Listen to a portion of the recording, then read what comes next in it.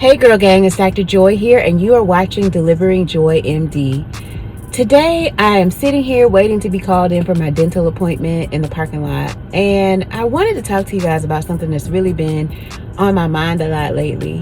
Today I'm going to be telling you 5 secrets that your doctor would never tell you. So make sure you stay tuned.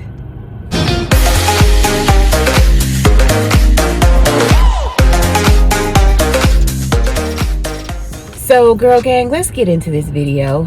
I've really been trying to do a lot of reading and listening and just even thinking about the lived experience of women when they come to the OBGYN or even to other doctors. And so one of the things that I've seen in some of these social media groups that I've joined, and when I've listened to women, I've just heard some just horrible things that women have endured at the hands of doctors. And honestly, to hear some of their accounts and to hear their opinions about doctors really has just kind of hurt my feelings. I'm gonna be honest. I've been in my feelings about it because I know how much I care about my patients, and sometimes I wonder if that's really being conveyed. And a lot of doctors I know really put in a lot of time and energy into taking care of their patients, and I know that there are a few bad apples who seem to spoil the bunch. First of all, I want to say that I validate those stories. I think that they're certainly telling the truth. I also think that we have to start to humanize ourselves in the eyes of patients. And the way that we do that is to be vulnerable and to be honest. And so today I want to be vulnerable and honest with you. So I hope that you're okay with that. The first secret that I have for you is that we are human beings too.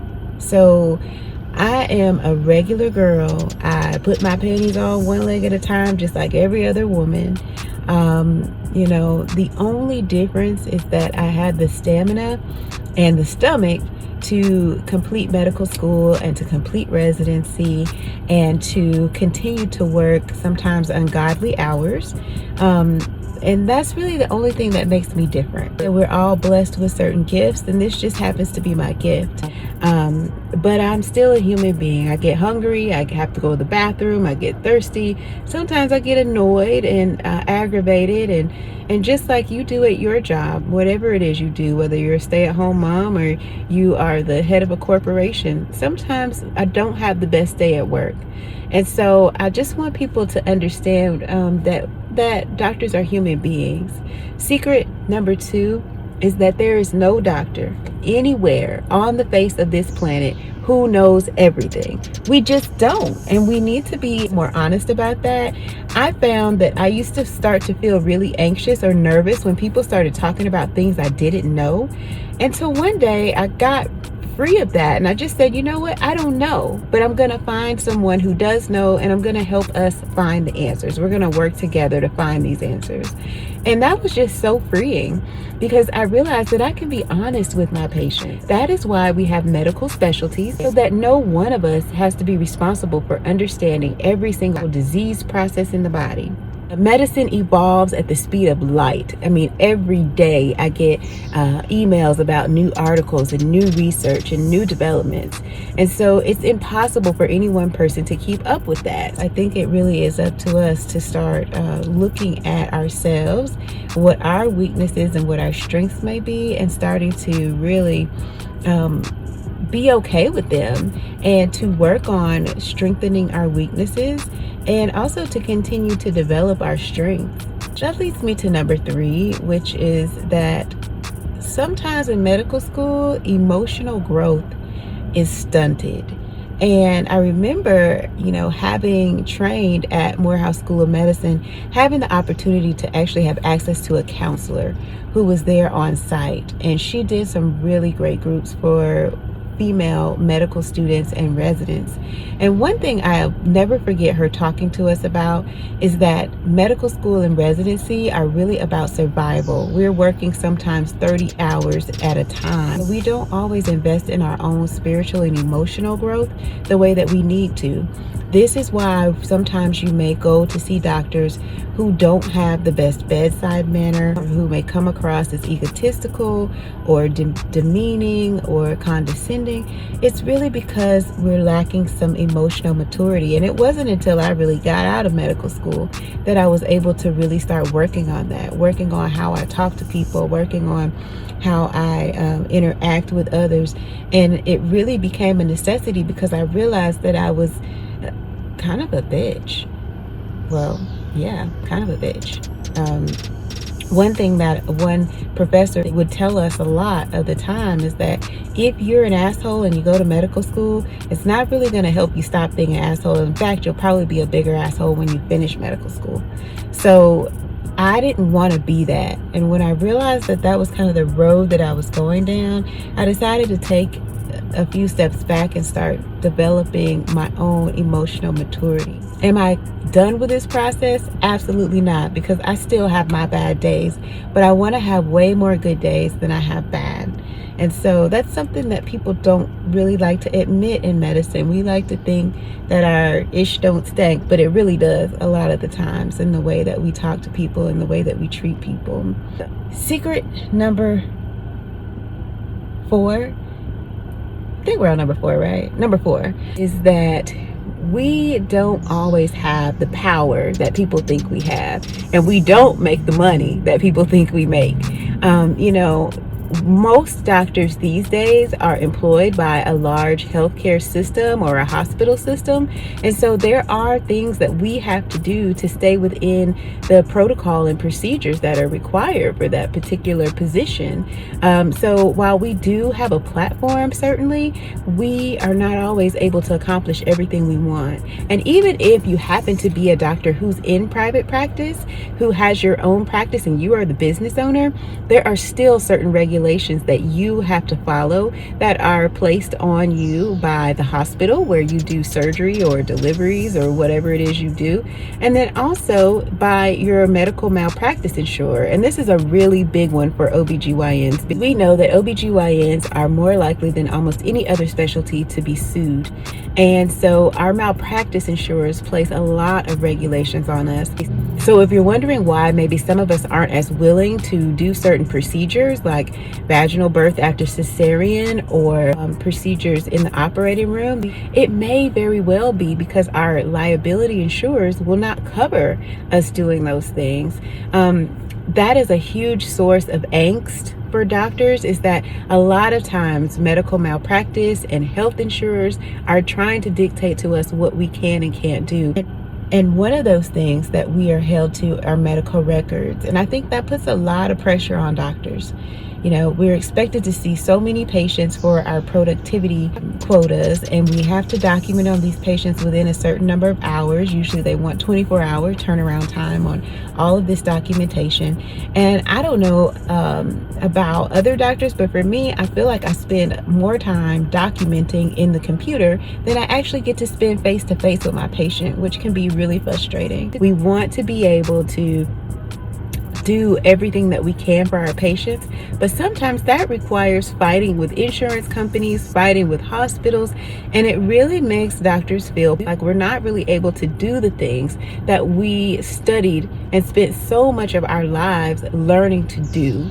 And that can be a real issue. Burnout is real. And until recently, I was definitely experiencing burnout. And what I found is that if you're unhappy in your role, if you are unhappy with the job that you are able to do, it's time to move on. So about a year ago, I made a huge leap and decided to change my employer. And it has made all the difference. When I was at my previous job, I felt like an indentured servant. really. I felt like I was being forced to see more patients than I wanted to see. I didn't feel like I was able to see patients and really spend time talking to them. I felt like I spent more time documenting in the computer than I did actually spending face-to-face time with patients. And my repeated request to have more time with each patient was just pretty much being ignored. There are some doctors who are being bullied, who are being abused at their jobs, who are being underpaid, and I was certainly underpaid, compared with my male colleagues. And so there are so many things that we're going through that you may not even realize or recognize. And so when you meet that doctor who maybe doesn't have the best bedside manner, or who is not the most emotionally mature, or who just seems kind of disinterested, you may be dealing with a physician who is having some physician burnout. And I think it's so important to be able to have a conversation with that person, because sometimes it takes a patient letting you know that, hey, I just don't feel like I had a great experience. The way you talked to me, the way you talked down to me, or the way you made me feel like I didn't know anything, that hurt my feelings and I didn't really appreciate it. Sometimes that snaps doctors back to reality. I remember a patient telling me one time that they just felt like I wasn't really interested. The way that we see ourselves, the way that we treat ourselves, the way that we treat others, being able to have mature relationships, these are things that doctors struggle with. I was really able to kind of restructure my practice and have time to spend time with my patients and still get my documentation done within 24 hours. And so, I encourage other doctors to do the same. If you're at a place where you just almost hate your job every day, it's time to move on, whether that means opening your own practice or closing your practice and being employed. Whatever it is that doctors need to do to be okay, we need to be about doing that. As I have gone through my career and dealt with so many hospital politics and dealt with so many things in medicine, dealt with mistakes or failures or not being able to do something that I had hoped to be able to do for a patient, these are things that we really beat ourselves up about, and we beat ourselves up way more than you beat us up. And I encourage any healthcare professional that's watching to do what you need to do to become spiritually and emotionally mature, but also for you to be okay mentally and physically.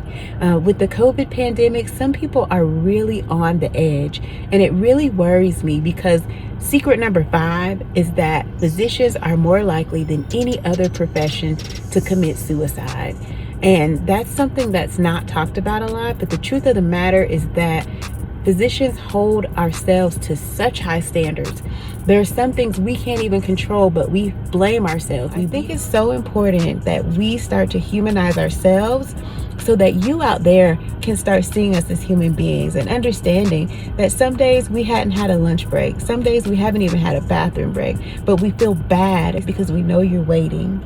So the next time that you go to see a doctor, and maybe they're not as kind as they could be, or maybe they're not as time efficient as you think they should be, give us some grace.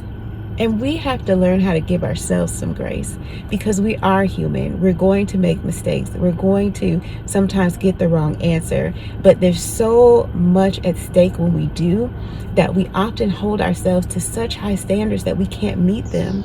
And unfortunately, some doctors have chosen to either leave medicine or to even take their lives because they can't meet unrealistic standards.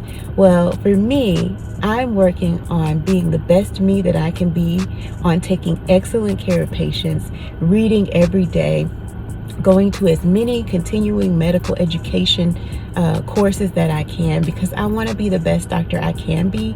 But I'm also working on being compassionate with myself. And if you're a doctor, I hope you're working on being compassionate with yourself too. And if you're a woman who maybe hasn't had the best experience with doctors, especially OBGYNs, just know that most of us are doing the best that we can, and that it's okay to have conversations with us just like you would anybody else, so that we can learn about our shortcomings and so that we can be better and really interact with all of your doctors in a more compassionate way, but also in a more truthful way. If you have a bad experience, talk about it with your doctor. So thank you for taking the time to let me talk about these things that have been on my mind, girl gang. I just really appreciate all of the love and support that I get from you guys, and I hope that you feel that love from me coming right back to you. And if you have questions or comments, put them down in the comment section. I hope that this has been eye-opening for you. It definitely has been cathartic for me. And I'll see you on the next video. Peace.